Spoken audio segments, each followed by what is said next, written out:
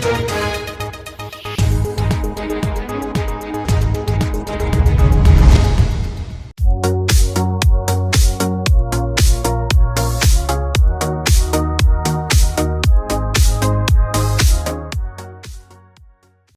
में कोयला और कोयले में वर्चस्व की जंग, और इस बार की जंग में एटी देवप्रभा के संचालक एलबी सिंह और उनके भाई कुमनाथ के खिलाफ सांसद ने बिगुल फूंक दी है और कड़ी चेतावनी दी है।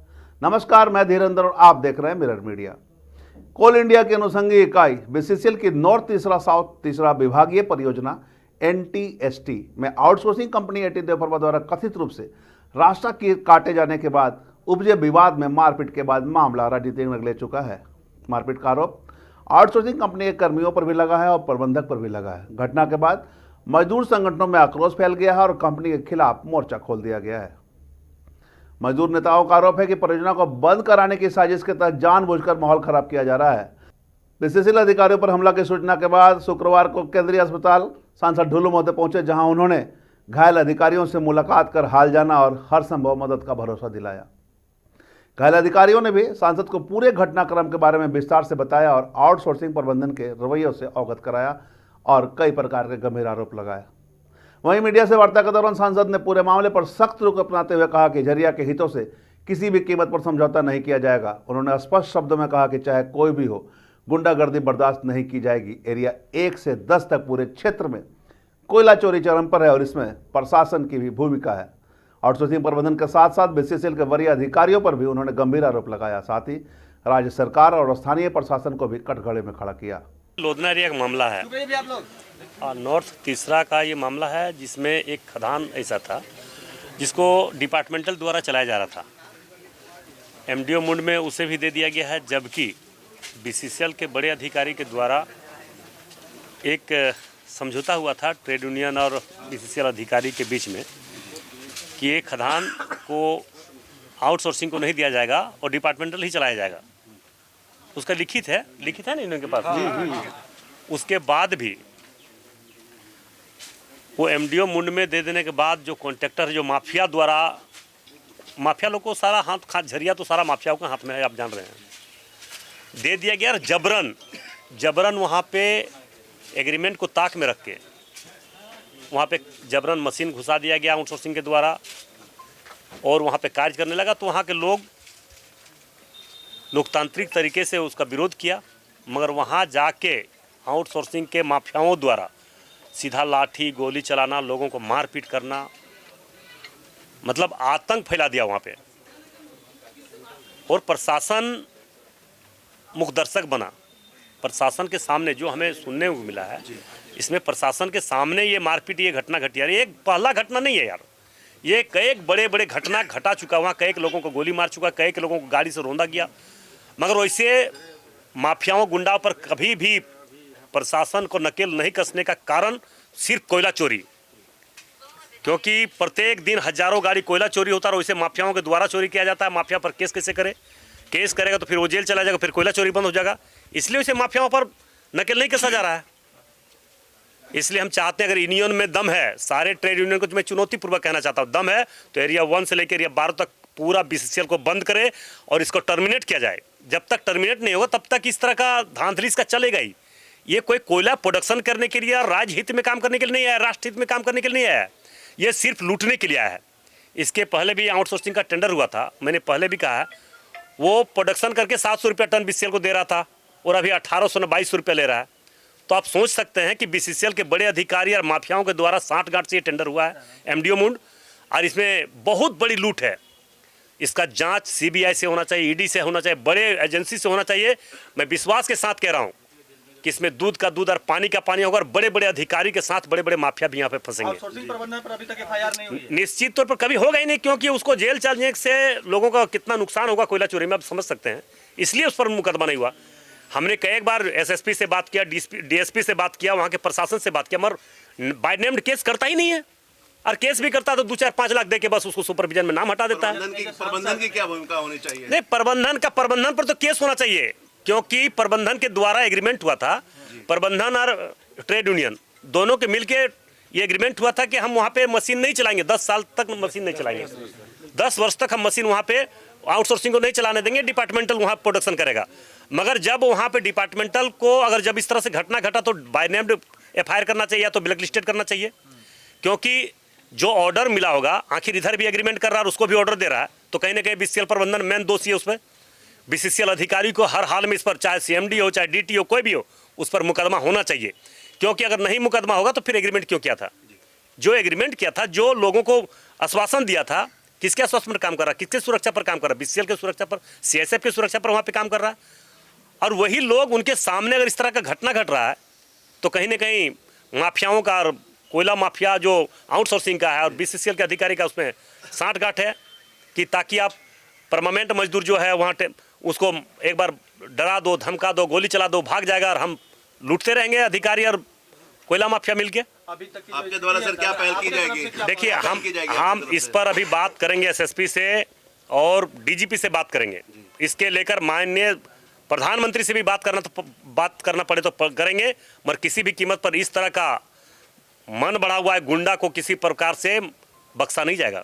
तो वहाँ अभी काम होने दिया जाएगा? नहीं, काम तो अभी बंद रहा। हम तो कह रहे हैं, सारे ट्रेड यूनियन को चुनौती दे रहे हैं, हिम्मत है तो सारे लोग बैठे हैं और एरिया 1 से लेकर एरिया 12 तक चक्का जाम हो और इसका दोषी जो है उसको तुरंत जेल भेजा जाए, तभी इसका काम चालू होना चाहिए, क्योंकि इतना मनमानी नहीं होना चाहिए।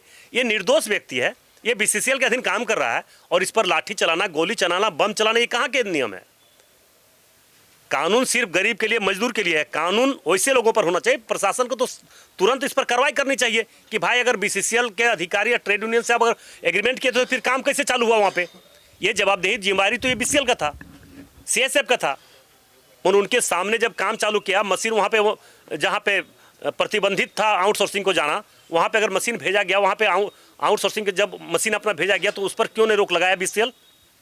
इसका मतलब BCCL का साठगांठ है, इसलिए केस होना चाहिए, मुकदमा होना चाहिए। लोगों पर केस हुआ है, लेकिन LV और कुमनाथ पर केस नहीं, देखिए, लोग मांग कर रहे हैं उन पर केस होना। हर हाल में केस होना चाहिए। उसका संचालक कौन है? जो भी व्यक्ति संचालक, उस पर केस होना चाहिए। क्यों नहीं केस होगा?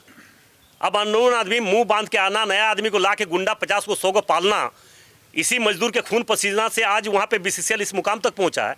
आज तो वो लूट रहा है, मगर BCCL के अधिकारी, जितने BCCL के मजदूर हैं, जितने चाहे छोटे अफसर हो, वो तो अपने खून पसीना दे के BCCL को इस मुकाम तक पहुँचाया।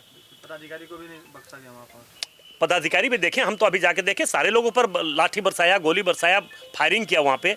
और इस तरह से घटना होने के बाद भी ये तमाशा नहीं चलेगा। ये तमाशा बहुत हो चुका है, बहुत लंबे समय से यहाँ तमाशा चल रहा है। हम लोगों तो देखे कई बड़े बड़े घटना झरिया में हुआ, मगर आज तक जेल उस घटना में नहीं गया कभी तो नाम हटा दिया, क्योंकि पैसा का खेल है भैया। अभी वर्तमान समय में जो स्थिति इस राज्य का है, इसमें मुख्यमंत्री को संज्ञान मिला। अगर मुख्यमंत्री सच्चा हितैषी, गरीब, शोषित, मजदूर, आदिवासियों का है, दलितों का है, तो इस पर एक्शन लेना चाहिए और दोषियों पर कार्रवाई करना चाहिए। नहीं तो अगर सिर्फ चोरी करने के लिए सरकार बना है, चोरी करवाने के लिए बना है, लूटने के लिए बना है, लुटवाने के लिए बना है, तो कुछ नहीं होगा सरकार। हम जानते हैं कि क्या होने वाला है। आपने पूर्व में भी कहा था कि इस तरह के धंधेबाज, देखिए चोर चुहार लोग, गुंडे लोग सब मिलकर हमें बदनाम करने का प्रयास कर रहे हैं। 2013 से लगातार आज देखिए आ ही गया है। CBI और ED का जांच 2015 से लेकर जो भी SSP DC था उसका पीछे चालू होगा। और संजीव कुमार, आज भी मैं बोल रहा हूँ, संजीव कुमार में अपराध का प्रारंभ किया है। यहाँ अपराध का बीज लगाने वाला संजीव कुमार, जो SSP अभी वर्तमान में DIG है, कहीं पे DIG के पद पर है, वो उन्होंने यहाँ पे क्राइम का बीज रोपा है और माफिया लोग लगाया है, और उसका परिणाम आज पूरे धनबाद वासी भोग रहा है। मैं तमाम धनबाद वासियों से आग्रह करना चाहेंगे, सभी लोगों को जगना होगा। गुंडे माफियाओं के भरोसे अपना सुरक्षा, उसके बदले सुरक्षा नहीं मिल सकता है। इसलिए सुरक्षा के लिए अपने आप को सशक्त और मजबूत होना होगा।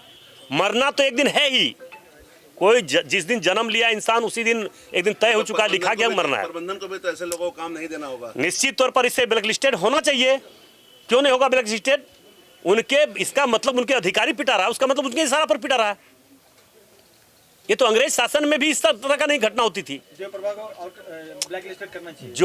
जो प्रभाव है, देव प्रभाव या कोई प्रभाव नहीं, यहाँ पे मजदूरों का प्रभाव होना चाहिए और उसका हर हाल में जांच करके हर हाल में ब्लैक लिस्टेड होना चाहिए। गुंडागर्दी कतई बर्दाश्त नहीं कर रहा, और प्रशासन के संरक्षण में है। एक दिन खड़ा मजदूर के पास नहीं हो सकता। जब इतिहास गवाह इस धरती का, जब मजदूर टाइट हुआ है, अंगड़ाई लिया है, उस दिन गुंडा माफिया, अंग्रेज को यहाँ से भागना पड़ा तो गुंडा माफिया क्या है? इसलिए मजदूरों को एक होना होगा, हर हाल में होना होगा। इसलिए मैं तमाम इस क्षेत्र के तमाम मजदूर साथियों से भी आग्रह करना चाहेंगे, व्यक्तिगत संबंध को छोड़कर मजदूर हित में, मजदूरों को भावना को देखते हुए एक होकर वैसे गुंडा माफिया को मुकाबला करना होगा, तभी वैसे माफियाओं को मनोबल कम होगा। क्योंकि माफिया का संरक्षण देने वाला प्रशासन, माफिया का संरक्षण देने वाला बीसीसीएल के बड़े अधिकारी, माफिया का संरक्षण देने वाला माफिया लोग, तो उसको कौन संभाल सकता है, कौन ये कर सकता है? सारे ताकतवर आदमी, पद पर बैठे हुए, प्रतिष्ठा पर बैठे हुए सारे लोग उनको अगर यदि मदद करे तो ऐसे लोगों को मनोबल बढ़ेगा ही, कोई नहीं रोक सकता है। अब मजदूर, हमारे मजदूर जो भी हैं हमारे पर आशा करते हैं, आप पर आशा करते हैं, सारे दूसरे ट्रेड यूनियन पर, दूसरे राजनीतिक दल पर करते हैं, और वैसे लोग जब गुंडे से मिल जाए तो मजदूर का सुरक्षा कोई नहीं कर सकता, भगवान ही मालिक उसका है। इसलिए मजदूर को स्वयं खड़ा होना होगा, और नहीं तो हम फिर बोल रहे हैं, चुनौती दे रहे हैं कि आपस में हर ट्रेड यूनियन के लोग बैठे और उसके बड़े जो डिसीजन करता है वैसे मजदूर के सारे अधिकारी बैठे और बैठ के डिसीजन ले, और एरिया 1 से लेकर एरिया 5, एरिया 1 से लेकर एरिया 10 तक चक्का जाम हो, और जब तक वैसे कंपनी को बर्खास्त नहीं किया जाए तब तक पूरा प्रोडक्शन बंद रहे। मैं एक बोल रहा हूँ, क्योंकि इस तरह के अन्याय अत्याचार एक बार नहीं कई बार घटना घट चुका है, उसके बाद भी कोई एक्शन नहीं प्रशासन के द्वारा, ना बीसीसीएल के बड़े अधिकारी के द्वारा। तो कहीं ना कहीं इसमें स्पष्ट होता है कि मिली भगत है, और इस तरह से मिली भगत होगा तो इस तरह से घटना घटते रहेगा। बताया जाता है कि लोधना क्षेत्र में एनटीएसटी और जीनागोड़ा को मिलाकर एक विभागीय परियोजना संचालित हो रही है। इसके बगल में देवप्रभा कंपनी की आउटसोर्सिंग परियोजना भी चल रही है। दोनों परियोजनाओं के वाहनों के आने जाने का रास्ता लगभग एक ही है। विभागीय परियोजना में अब ओबी हटाने के बाद लाखों टन कोकिंग कोल का भंडार मौजूद है, जिस पर आउटसोर्सिंग प्रबंधन की नज़र बताई जा रही है।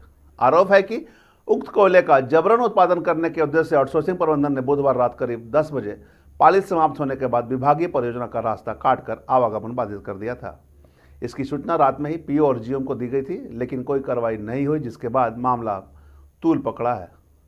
बहरहाल देखना होगा पूरे मामले पर किस प्रकार की जांच होती है और क्या कुछ कार्रवाई होती है, साथ ही अगला रुख क्या होता है। हम तमाम इससे जुड़ी खबरों से आपको लगातार अपडेट करवाते रहेंगे।